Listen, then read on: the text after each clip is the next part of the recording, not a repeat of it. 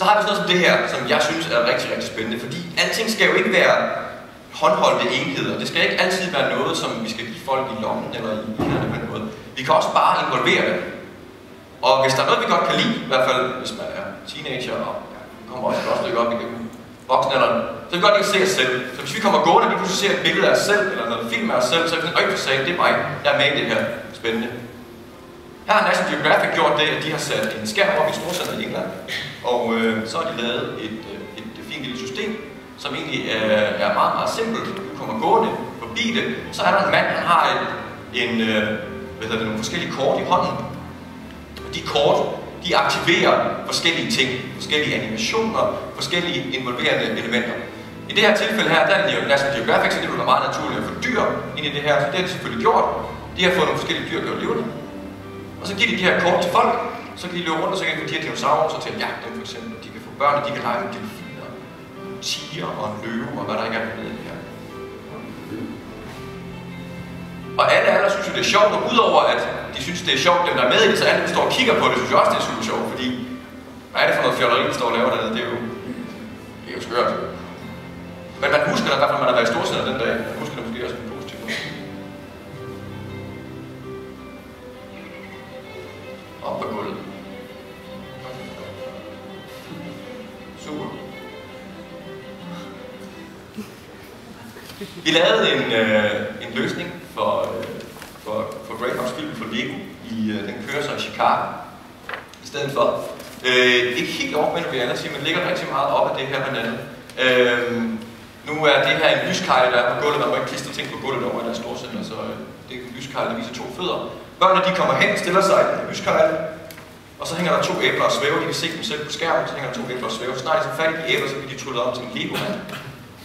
Og den Lego-mand her skal så fodre Brickley-dragen med æbler. Det er lejen. Helt simpelt. Den skal bare have 5 æbler, og så får man en lille kage, bonus, et eller andet spil. Den leg udvider sig så, sådan så at i løbet af den periode, den kører der, så kan man flere og flere ting. Det, der er fantastisk med sådan noget som det her, det er, når man udvider den teknologi endnu længere, så den måde, vi bevæger os på, den er som et fingeraftryk. Det vil sige, når jeg kommer gående, så skaber jeg faktisk nogle genkendelige mønstre. Man bruger dem lidt inden for sikkerhedsverdenen også, men inden for det her er det super spændende, hvis vi kommer gående forbi, vi har været del af den her leg, næste dag kommer jeg gående forbi, så kan dragen huske dig, fordi den kan genkende, hvor du kommer gående på sig, hey, vi slåsede i går. Kom lige herhen og tager rundt 2. Og fantastisk måde at genkalde folk til at være med til næste omgang. Og det kører nu her, det er super spændende. Jeg får en masse glade tilbagemelding fra det. Det kører også ud til det her Lego-guld.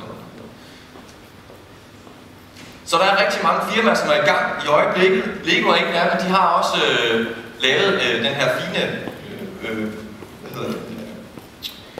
element, at man kan tage en Lego-æske ned fra hylden i en Lego-butik, og så kan man gå hen foran sådan en fin lille AR-applikation her også.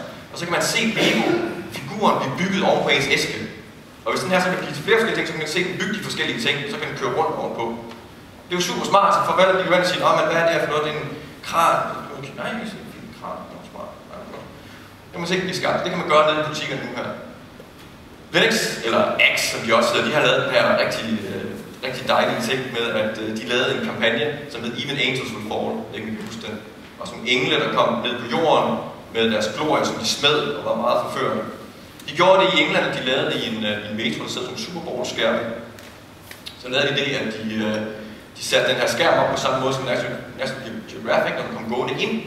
Så lige pludselig så faldt der en engel ned ved siden af dig, smed sin glorie og kom gående meget forførende hen imod dig. Så kan du i hvert fald også huske, at du har været med i den reklame. Og det var en stor succes for dem derovre. De andre her har også lavet en masse spændende ting, og jeg vil anbefale jer at begynde at prøve at kigge på nogle af de her elementer her, fordi der er rigtig mange sjove ting.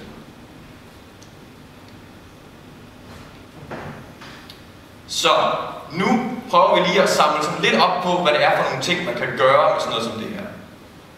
I behøver ikke kunne de her termer. Det er ikke super vigtigt. I kan ringe og spørge, for eksempel. Ja, nu forsøger jeg bare igen, hvis det er det.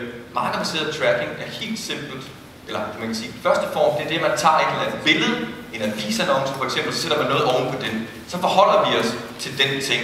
For eksempel i vores opcase her, der får vi en bil til at køre rundt oven på den. Der tager vi annoncen.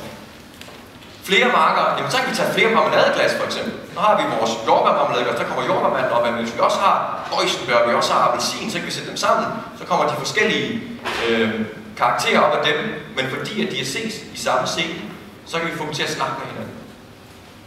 Så de kan kaste en rebstige over til hinanden og være med. Jo flere man har, jo mere like får man. Objektbaseret, det går egentlig simpelthen ud på, at vi kan genkende et eller andet æble, banan for eksempel, og så kan vi se, hvad det er for noget, der er informationer i forhold til det. Derudover så har vi også sensorbaseret, det er fordi, at vi behøver jo ikke kigge på noget for at gøre det her levende. Hvis vi nu for eksempel gerne vil have, at der skulle flyve drager rundt på Rådhuspladsen. Lad os nu sige, at vi for eksempel var Lego og synes, at Brickley-dragen, den skulle flyve rundt. Så har vi hjælp af den tiltsensor og GPS, som tænker sig, at vi har den her, så vi bare kigger op i luften, så flyver drager hen over os. Så nogle ting kan vi også gøre. Så vi behøver ikke kigge på noget nødvendigvis. Vi kan sagtens sætte de her elementer ind i vores virkelige verden. Personbaseret, det er jo det her med, at vi havde vores Lego-mand for eksempel, at vores person styrer et eller andet. Vi kigger på personen, og så bliver det vores fakta, og det bliver lavet op til, at vi kan styre en eller anden form for karakter. Og den sidste faste installation, jamen, det er jo så den her med, at vi har for eksempel, ligesom ved National Geographic, så vi sætter noget op, og så sker der et eller andet, og så kan vi forholde os i forhold til det, men vi skal ikke tage en telefon eller noget frem, det sker bare lige her. Så vi blev så kontaktet i forbindelse med blandt andet vores viden inden for det her, blev vi kontaktet af Ekstra Bladet, Volkswagen, for at lave den her spændende nye form for reklame. Og den kræver jo selvfølgelig to ting. Den kræver vores produkt, vores fine bil, og så kræver den her annonce, som vi havde i avisen. Og det er også den, som I har i jeres avis på siden 11. Og det spændende ved den her, det er jo, at det er faktisk en annonce uden en bil, det er en annonce uden selve produktet. Det er en lille smule frækt, men det er egentlig meget fedt, for det siger, hey, hvis du vil være med i lejen, så skal du være med på den her. Og så gør man det, så kommer bilen frem og kører rundt. Nu behøver I selvfølgelig ikke sidde og scanne den ind med det samme. Vi har snydt lidt og lavet en film i forvejen. Sådan der. Gennemgår helt simpelt de her steps her. Man behøver selvfølgelig ikke scanne QR-koden. Vi bruger stadigvæk QR-koden, fordi det er en kendt reference til at hente den her app. Så det gør man. Man scanner den, og så kigger man på hele annoncen. Starter med at måske at gå lidt tilbage og se hele annoncen. Når man ser hele annoncen, så kommer bilen frem og kører en tur på den. Bagefter så kan man gå helt tæt på den. Bruger vi kun en del af den i stedet for. Man går helt tæt på den, og man kan studere bilen, interagere med den, gøre den større og mindre, udforske produktet, skifte mellem de forskellige laktyper, for eksempel, der er på den her. Der er også nogle forskellige striber, man kan sætte på. Sådan der. Udover det, så er der selvfølgelig også det her element, som er så super vigtigt, det er at lave en eller anden form for call to action. Det vil sige, hvad er det, vores brugere de skal gøre? Dele det her for eksempel med deres venner på Facebook. Bestille en prøvetur, hvad det nu måtte være, man har ønsker til det. Men selvfølgelig, lad den her leg være et eller andet, man får, hvis man har lyst til at gøre en eller anden ting bagefter. Så hop og leg med det, kig lidt mere på det. Alt det her, det har vi jo selvfølgelig tracket en masse på. Vi har fulgt en masse data. Er det blevet åbnet op, og hvor mange er det blevet downloadet og så videre. Vi kan selvfølgelig finde ud af en masse ting om, hvordan folk de bruger det her. Og det kommer Tobias fra Volkswagen nu og fortæller lidt mere om. Så vender jeg tilbage bagefter. Igen, tusind tak, fordi I lige ville høre på at komme.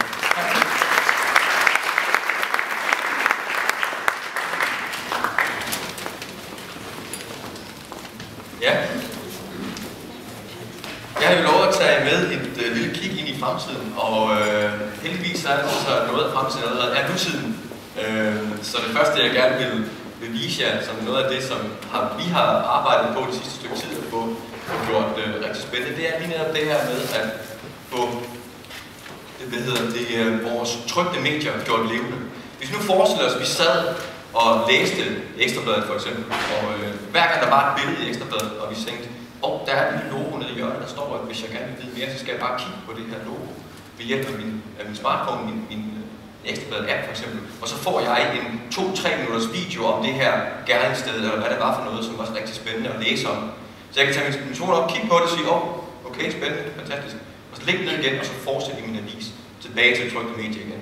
Men vi er stadigvæk i gang med at udvide det, give det en ekstra dimension, prøve at give en ekstra tilføjelse til det. Her der er det et eksempel på, hvordan man kan, fine farver, hvordan vi kan gøre sådan nogle annoncer levende på den måde. Så det kan vi gøre allerede i dag, hvis I har lyst til sådan noget for eksempel. Hvis vi så kigge lidt ud i fremtiden. Det her er en lille smule nørdet, så derfor gør vi også meget, meget kort. Det, der er rigtig fantastisk ved det her, da vi er en forskningsvirksomhed, en udviklingsvirksomhed til Theismann, så synes vi, det er super spændende. Det, der er spændende ved det her, det er, at her, der kigger vi bare på verden. Vi kigger bare ganske enkelt på verden og siger, okay, hver gang vi møder nogle kontraster mellem mørkt og lyst, ja, fod for eksempel og så videre, så snart at det bliver stærkt nok, så markerer vi det med en lille grøn plet. Og så når vi har nok punkter af dem, som jeg snakkede om tidligere også, så sætter vi 3D, så kan vi sætte en 3D-model ind der. Det vil sige, nu har vi ikke længere brug for at lægge en annonce eller videre, for eksempel her. Her kan vi bare kigge på verden, som den er, analysere på den, og så dekorere vores hus, for eksempel, som vi har lyst fuldstændig.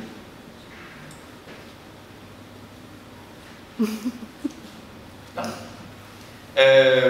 Men det her, det kommer selvfølgelig også ind i kontekst, når vi kigger på sådan noget som det her. Det her, det er F'et, det er peaket hen i enden af Google Trends i øjeblikket.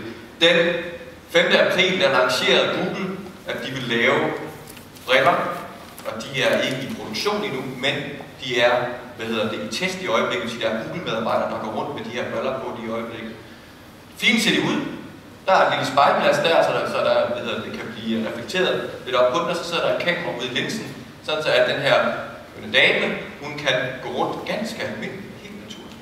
Og så kan hun få en masse oplysninger direkte på sine briller. Det har de selvfølgelig også lavet en fin illustration af, og selvfølgelig beskrives det jo bedst i en film som det her. Det, der er rigtig, rigtig spændende med sådan noget som det her, vi snakker selvfølgelig et lille stykke ud i fremtiden, det, der er rigtig spændende ved det her, det er, at det tager egentlig alle telefonens funktioner, og så giver det på som en helt almindelig element, som en brille.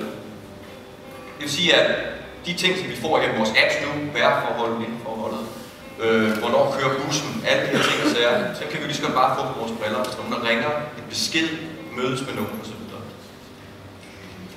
Der, hvor at det gør det rigtig spændende med sådan noget som brillerne her, det er, at hvis vi for eksempel kommer hen til en situation som den her, vi kender det jo alle sammen, metroen er lukket, og vi bliver nødt til at gå der i stedet for.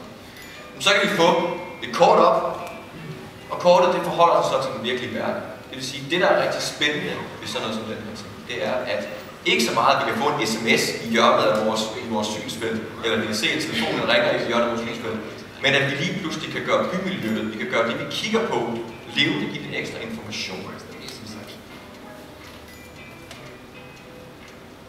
Her der er det styret med stemmekontrol, og det er også noget af det, som der er rigtig meget på vej i øjeblikket. Så det her, det er et lille stykke ud i fremtiden, men vi er i gang i øjeblikket, og vi har Google bag det, så skulle vi ikke sige, at det bare sker hele tiden. Selvfølgelig også i relation til sådan noget som det her, så kan Google jo ikke stoppe med det, så de har også gang i det her. Haps. Kontaktlinsen. Hvorfor ikke gå helt væk fra telefonen, tage det til briller, og så sidst gør det til kontaktlinsen i stedet for. Det her, det er ikke noget, I kommer til at se i butikkerne lige forløbig, men det er dog trods alt i gang. Og det kan jo godt være, at da I satte ned nu her for en lille time siden og læste de her citater, at I tænkte, det der, det var da fuldstændig fjollet. Det kan også godt være, at vi tænker det samme med kontaktlinsen, men de fleste af de her citater her, de er jo faktisk skønne. Det var lige et kort klip, eller kig ind i fremtiden. Tusind tak, fordi I ville høre på, hvad jeg også havde at sige. Nu kommer Morten lige tilbage en gang.